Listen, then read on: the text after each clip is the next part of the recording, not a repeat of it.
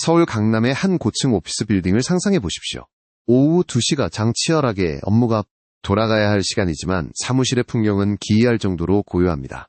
키보드를 두드리는 소리나 회의실에서 들려오던 경로는 사라지고 오직 거대한 서버실에 냉각팬 돌아가는 소리만이 웅장하게 울려 퍼지고 있습니다. 우리가 그토록 선망하던 쾌적한 사무실이 이제는 사람의 온기가 사라진 무인공장처럼 변해가고 있습니다.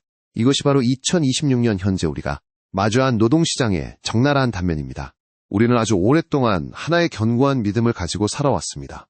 열심히 공부해서 좋은 대학에 가고 변호사나 회계사 같은 전문직 자격증을 따거나 개발자로서 고도의 기술을 익히면 평생의 안정이 보장될 것이라는 믿음 말입니다. 소위 말하는 사자직업이나 화이트칼라 엘리트 계층은 그 누구보다 안전한 성벽 안에 있다고 생각했습니다. 로봇이 인간을 대체하더라도 그것은 공장의 조립 라인이나 택배 상하차 같은 단순 육체 노동부터 시작될 것이라고 확신했습니다.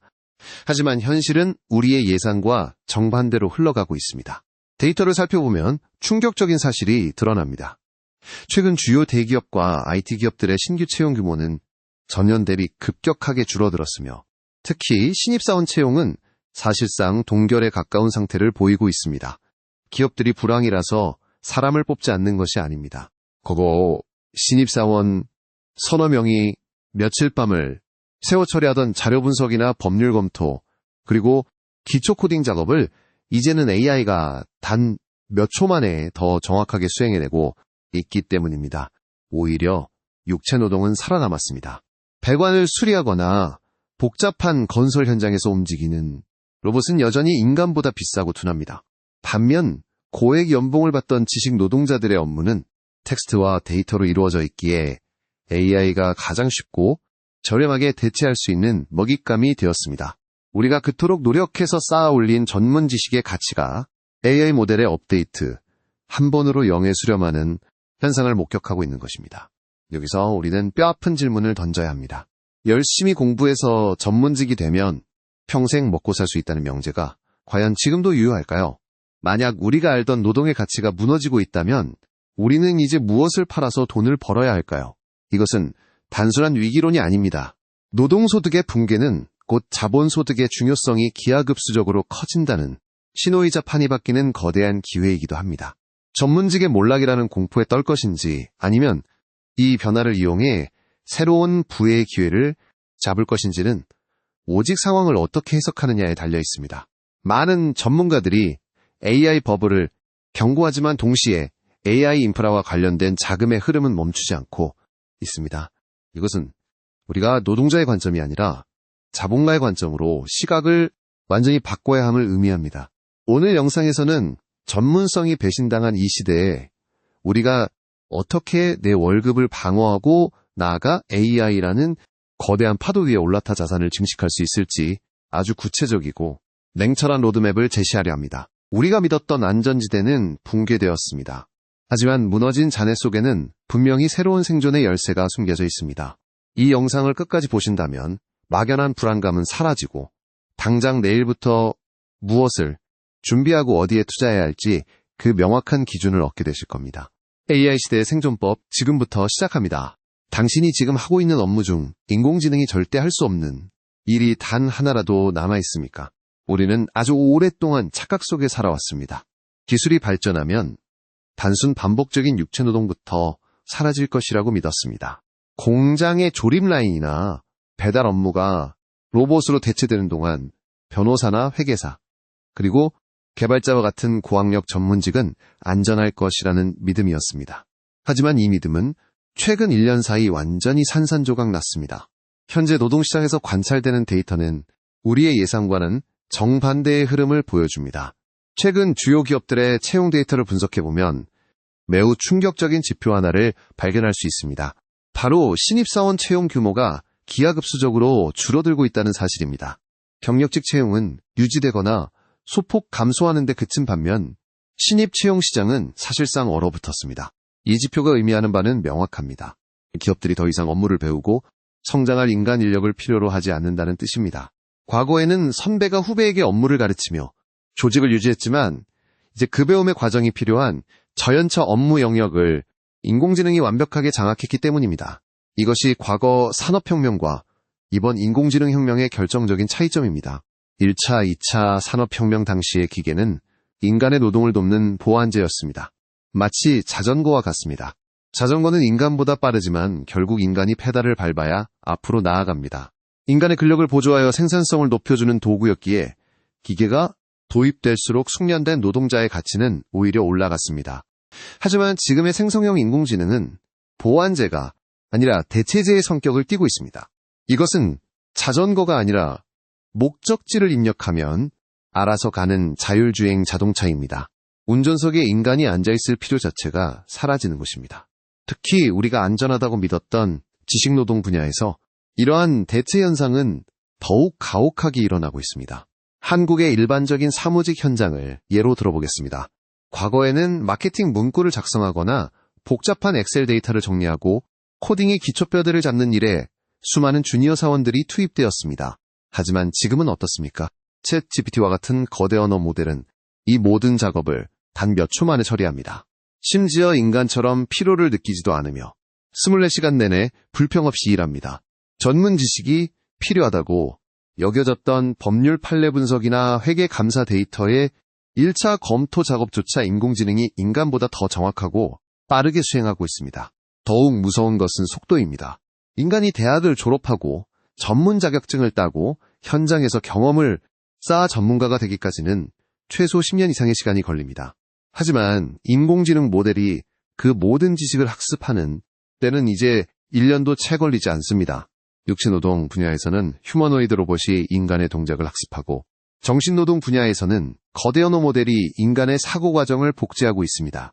육체와 정신이라는 두 가지 노동시장에서 동시에 인간의 설 자리가 좁아지는 전례 없는 상황이 펼쳐지고 있는 것입니다. 생각해 보십시오. 당신이 평생을 바쳐 쌓아온 직무 전문성과 노하우를 인공지능이 따라잡는데 과연 얼마나 더 많은 시간이 필요할까요? 그리고 기업의 입장에서 월급을 주고 휴가를 챙겨줘야 하는 당신과 전기료만 내면 때는 인공지능 중 누구를 선택하는 것이 합리적일까요? 우리는 지금 노동의 가치가 근본적으로 재정이 되는 거대한 파도의 시작점에 서 있습니다. 많은 분들이 인공지능이 발전하면 내 일자리가 사라질 것이라는 막연한 공포를 가지고 있습니다. 하지만 냉정하게 현실을 직시해야 합니다. AI 자체가 당신의 책상을 빼앗는 것이 아닙니다. 그렇다면 진짜 적은 누구일까요? 바로 AI라는 강력한 무기를 자유자재로 휘두르는 당신의 옆자리 동료입니다. 이것은 단순한 추측이 아닙니다. 2026년 현재 글로벌 컨설팅 펌과 주요 경제 연구소들이 내놓은 보고서들을 종합해보면 충격적인 수치가 눈에 띕니다. 동일한 업무를 수행할 때 생성형 AI 도구를 능숙하게 활용하는 그룹과 그렇지 못한 그룹 사이의 업무 처리 속도와 품질 격차가 무려 60% 이상 벌어졌다는 점입니다. 이 지표가 의미하는 바는 매우 명확하고 잔인합니다.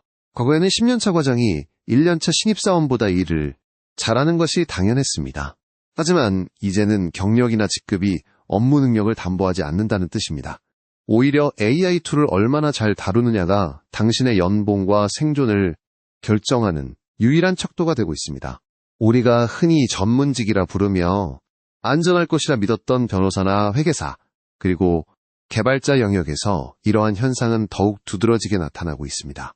기업들이 신규 채용을 기하급수적으로 줄이고 있는 이유도 여기에 있습니다. AI를 활용해 5명이 10명분의 몫을 해내는 상황에서 굳이 검증되지 않은 인력을 대규모로 뽑을 이유가 사라진 것입니다. 이 상황을 이해하기 쉽게 비유해 보겠습니다. 여기 거대한 산을 뚫어 터널을 만들어야 하는 과제가 있습니다. 한 사람은 튼튼한 삽을 들고 땀을 뻘뻘 흘리며 땅을 팝니다. 다른 한 사람은 최신형 굴착기에 앉아 레버를 조작하고 있습니다. 삽을 든 사람이 아무리 성실하고 노력한다고 해도 기계를 다루는 사람의 작업 속도와 결과물을 따라잡는 것은 불가능합니다. 여기서 굴착기가 바로 AI입니다. 우리는 지금 삽을 들고 굴착기와 경쟁하려는 어리석은 싸움을 하고 있는 것은 아닌지 돌아봐야 합니다. 실제 한국의 평범한 사무실 풍경을 예로 들어보겠습니다. 마케팅 부서에서 시장 분석 보고서를 작성한다고 가정해봅시다. 전통적인 방식만을 고수하는 김 부장은 구글링을 하고 자료를 취합하여 엑셀에 정리하고 문장을 다듬느라 꼬박 사흘밤을 새웁니다. 반면 AI 협업 지능을 갖춘 이 대리는 다릅니다. 그는 AI에게 단순히 써줘라고 명령하지 않습니다. 현재 시장의 거시적 데이터와 경쟁사 동향을 비교 분석해주고 특히 20대 타겟층의 소비 패턴 변화를 중점적으로 요약해달라는 구체적이고 논리적인 프롬프트를 입력합니다. 단 몇 분 만에 초안을 얻은 이 대리는 남은 시간 동안 AI가 놓친 인간의 통찰을 더해 보고서를 완성합니다. 결과적으로 회사는 누구를 선택하겠습니까? 이것이 바로 협업진흥입니다. 단순히 AI에게 정답을 요구하는 것이 아니라 AI가 최상의 결과물을 낼 수 있도록 올바른 질문을 던지는 능력입니다. 기계가 답을 하는 시대에 인간의 가치는 얼마나 날카롭고 맥락에 맞는 질문을 하느냐에 달려 있습니다. 이제 노동소득을 방어하는 유일한 길은 AI를 경쟁자가 아닌 나의 레버리지, 즉 도구로 삼아 생산성을 극대화하는 것뿐입니다. 생각해 보십시오. 당신은 지금 굴착기 앞에서 삽질을 하고 있습니까? 아니면 굴착기의 조종석에 앉을 준비를 하고 있습니까? 모두가 AI 버블을 걱정할 때 돈 냄새를 맡는 사람들은 과연 어디에 투자하고 있을까요?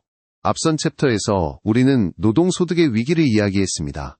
하지만 경제적 관점에서 볼 때 위기는 곧 자산의 이동을 의미합니다.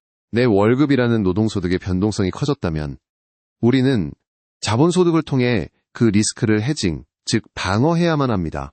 그리고 그 기회는 역설적이게도 우리 일자리를 위협하는 AI 산업 그 자체에 숨어 있습니다. 여기서 우리가 주목해야 할 핵심 지표가 하나 있습니다. 바로 빅테크 기업들의 자본 지출, 즉 캐펙스 규모입니다. 2024년과 2025년을 기점으로 마이크로소프트나 구글 같은 거대 기업들의 AI 인프라 투자 비용은 전례 없는 속도로 증가하여 연간 수천억 달러 규모를 넘어섰습니다. 이 지표가 의미하는 바는 명확합니다. AI 서비스가 돈을 벌어다 줄지는 아직 미지수일지라도 AI를 구동하기 위한 인프라를 구축하는 데에는 이미 천문학적인 돈이 집행되고 있다는 사실입니다. 이 상황을 이해하기 쉽게 19세기 캘리포니아 골드러시에 비유해 보겠습니다. 당시 금광을 찾아 몰려든 사람들 중 실제로 금을 캐서 부자가 된 사람은 극소수였습니다. 오히려 가장 확실하게 돈을 번 사람들은 금을 캐는 사람들에게 튼튼한 청바지를 팔았던 리바이스나 곡괭이를 팔았던 상인들이었습니다. 지금의 AI 시장도 이와 놀랍도록 유사한 흐름을 보이고 있습니다. 챗 GPT나 제미나이 같은 AI 서비스가 금이라면 이를 학습시키고 구동하는 데 필요한 반도체 전력설비 데이터 센터는 바로 청바지와 곡괭이인 셈입니다. 우리의 일상 속 예시를 들어보겠습니다. 여러분이 만약 신도시가 들어선다는 소식을 들었다고 가정해 봅시다. 어떤 아파트 브랜드가 가장 인기가 많을지 혹은 어떤 상가가 대박이 날지는 예측하기 어렵습니다.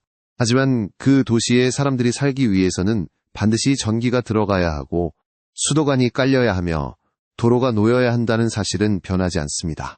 지금 AI 시장에서 벌어지고 있는 머니무브는 바로 이 도로와 전기를 까는 기업들로 향하고 있습니다. 생각해 보십시오. AI가 그리는 그림이 아무리 화려해도 전기가 없으면 작동조차 할 수 없습니다. 실제로 AI 데이터 센터는 일반 데이터 센터보다 5배에서 10배 이상의 전력을 소모합니다.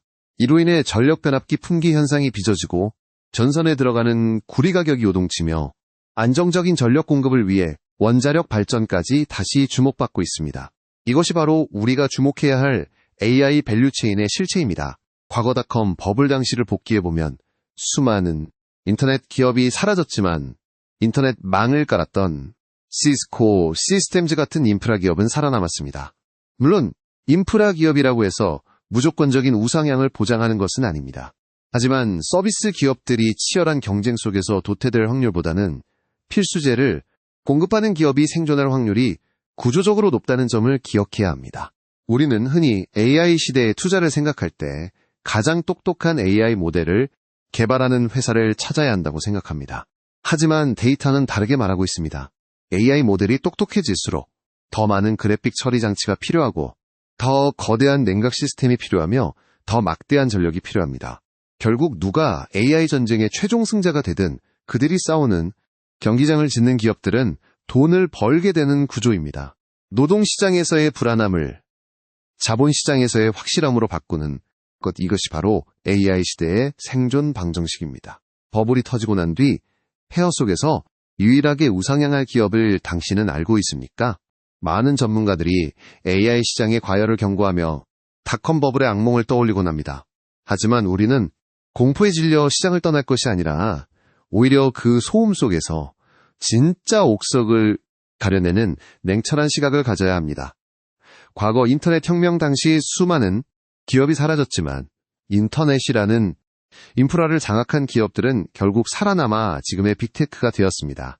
그렇다면 2026년 현재 우리가 주목해야 할 승자의 조건은 무엇일까요? 첫째, 실체가 있는 기술, 즉 인프라를 장악한 기업입니다. 골드러시 때 금을 캐러 간 사람보다 청바지와 곡괭이를 판 사람이 돈을 벌었다는 이야기는 진부하지만 여전히 유효한 진리입니다. AI 서비스가 우후죽순 생겨나고 사라지는 동안에도 변하지 않는 사실은 그 모든 서비스가 돌아가기 위해 반도체와 데이터 센터 그리고 막대한 전력이 필요하다는 점입니다. 따라서 우리는 화려한 비전을 제시하는 기업이 아니라 지금 당장 현금을 벌어들이며 AI 산업의 뼈대를 만드는 기업에 주목해야 합니다. 이러한 옥석 가리기는 비단 주식시장에만 적용되는 것이 아닙니다.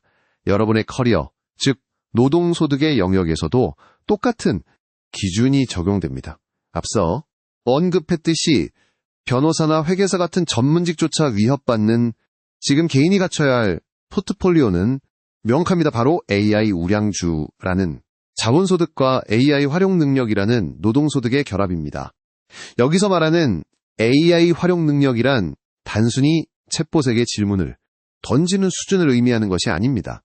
과거에는 엑셀을 다루는 능력이 직장인의 필수 역량이 되었듯 이제는 AI를 자신의 부하 직원처럼 부릴 수 있는 커뮤니케이션 능력이 생존의 핵심이 되었습니다. 예를 들어 마케터라면 혼자서 3일 동안 카피 문구 하나를 고민하는 것이 아니라 AI에게 수십 가지 시안을 만들게 하고 그 중에서 인간의 통찰력으로 가장 적합한 것을 골라내는 디렉터의 역할을 수행해야 합니다. 변화에 저항하는 자와 적응하는 자의 5년 후 미래는 극명하게 갈릴 것입니다. 어떤 이들은 AI가 내놓은 결과물의 오류를 지적하며 인간이 더 낫다고 자위할 때 적응하는 이들은 그 오류를 수정하고 학습시키며 자신의 생산성을 10배, 20배로 증폭시키고 있을 것입니다. 결국 승자는 AI보다 코딩을 잘하거나 글을 잘 쓰는 사람이 아닙니다. AI라는 압도적인 도구를 손에 쥐고 그것을 목적에 맞게 휘두를 줄 아는 사람, 즉 AI를 도구가 아닌 파트너로 정의하고 리드하는 사람만이 살아남을 것입니다.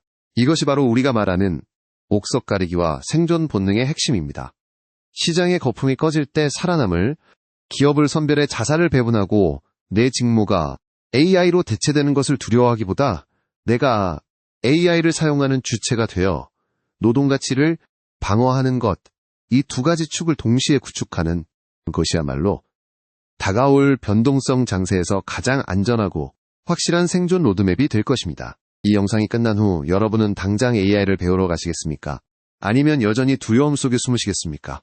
앞서 살펴본 것처럼 변호사나 회계사 같은 전문직부터 고도의 지식이 필요한 개발자, 영역까지 그 어떤 직업도 AI의 영향권에서 자유로울 수 없다는 사실은 분명 공포스럽습니다. 하지만 역사를 돌이켜보면 기술의 발전 앞에서 공포에 떨며 웅크리고 있던 사람들은 도태되었고 그 기술을 자신의 무기로 삼아 올라탄 사람들은 새로운 부의 기회를 거머쥐었습니다. 지금 당장 우리가 해야 할 첫 번째 행동은 막연한 공포를 멈추고 AI를 나의 유능한 비서이자 파트너로 받아들이는 것입니다. 구체적으로 말씀드리면 오늘 당장 생성형 AI 툴을 켜고 여러분의 업무에 적용해 보십시오. 엑셀 함수를 작성하든 보고서의 초안을 잡든 혹은 복잡한 법률 용어를 해석하든 AI에게 질문을 던지고 결과를 수정하는 과정을 반복해야 합니다. 이제 직업의 안정성은 내가 얼마나 많이 암기하고 있느냐가 아니라 AI라는 강력한 도구를 얼마나 능숙하게 다루느냐에 달려 있습니다. 그거에 컴퓨터 활용 능력이 필수 스펙이 되었듯 앞으로는 프롬프트 엔지니어링 능력이 여러분의 연봉을 결정짓는 핵심 지표가 될 가능성이 매우 높습니다. 두 번째로 취해야 할 태도는 투자자의 관점에서 이 변화를 냉철하게 바라보는 것입니다. 현재 AI 시장에 대해서는 거품론과 대세론이 팽팽하게 맞서고 있습니다. 하지만 분명한 것은 골드러시 시대에 금을 캐는 사람보다 청바지와 곡괭이를 탄 사람이 돈을 벌었듯 AI 산업이 성장하기 위해 필수적인 반도체나 전력 설비 그리고 데이터 센터와 같은 인프라 기업들은 실질적인 수혜를 입을 것이라는 점입니다.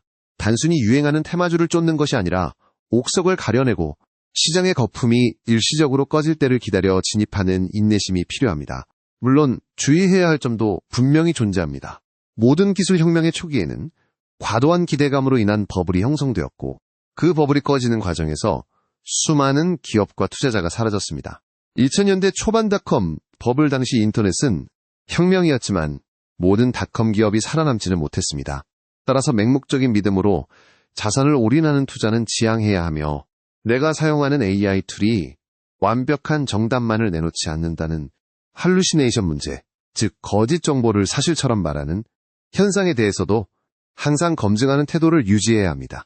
기술을 맹신하는 것이 아니라 기술을 주도적으로 통제하는 위치에 서야만 리스크를 최소화할 수 있습니다. 결국 살아남는 것은 가장 힘센 종도 아니고 가장 똑똑한 종도 아니며 변화에 가장 잘 적응하는 종이라는 찰스 다윈의 말처럼 지금은 그 어느 때보다 적응력이 필요한 시점입니다. 오늘 여러분께 드리고 싶은 한 줄 메시지입니다. AI가 당신을 대체하는 것이 아니라 AI를 잘 쓰는 사람이 AI를 쓰지 못하는 당신을 대체하게 될 것입니다. 마지막으로 여러분께 질문을 드립니다.